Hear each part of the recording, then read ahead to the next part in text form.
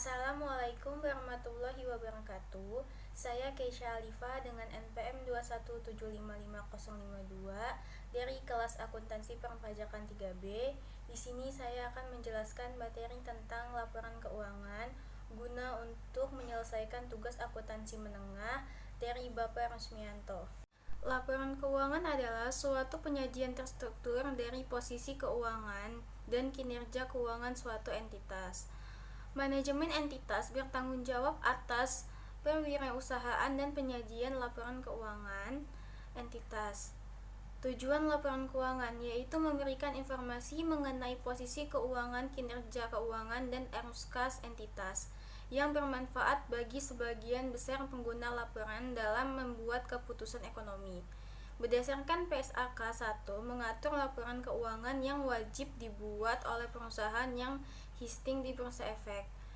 Di dalam PSAK 1, laporan keuangan lengkap atau yang wajib dibuat yaitu perubahan ekuitas, laporan arus kas, catatan atas laporan keuangan, informasi komparatif periode terdekat sebelumnya, laporan posisi keuangan pada awal periode terdekat sebelumnya. Kemudian karakteristik umum laporan keuangan, yaitu dari laporan keuangan yang disajikan berdasarkan PSAK 1 yaitu 1. Penyajian secara wajar dan kepatuhan terhadap SAK.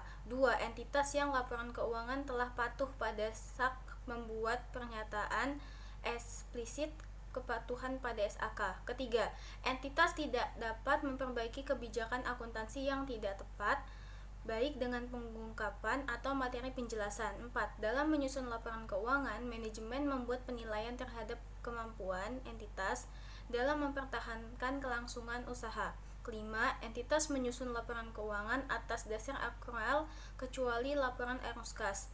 Keenam, entitas menyajikan secara terpisah setiap kelas atau serupa yang material dan menyajikan secara terpisah pos yang memiliki sifat dan fungsi yang tidak serupa kecuali tidak material. Ketujuh, frekuensi laporan setidaknya secara tahunan jika periodik lebih panjang atau lebih pendek dari 1 tahun. Maksimal diberikan pengungkapan. Kedelapan, penyajian dan klasifikasi dalam harus konsisten kecuali terjadi perubahan data operasi entitas atau perubahan tersebut disyaratkan oleh suatu PSAK. Kemudian ada informasi komparatif. Entitas menyajikan informasi komparatif terkait dengan periode sebelumnya untuk seluruh laporan keuangan periode berjalan kecuali diizinkan atau disyaratkan lain oleh SAK. Kedua, entitas dapat menyajikan informasi komparatif sebagai tambahan sepanjang informasi tersebut disusun sesuai PSAK. Perubahan kebijakan akuntansi, penyajian kembali. Selanjutnya ada struktur dan isi laporan keuangan, di mana identifikasi laporan keuangan itu mengidentifikasikan laporan keuangan secara jelas dan membedakan dari informasi lain dalam dokumentasi publikasi yang sama. Selanjutnya menyajikan informasi berikut: nama entitas dan periode laporan. Apakah laporan satu atau kelompok, tanggal akhir periode atau periode yang dicakup, mata uang pelaporan pembulanan yang digunakan. Aset dan liabilitas jangka pendek.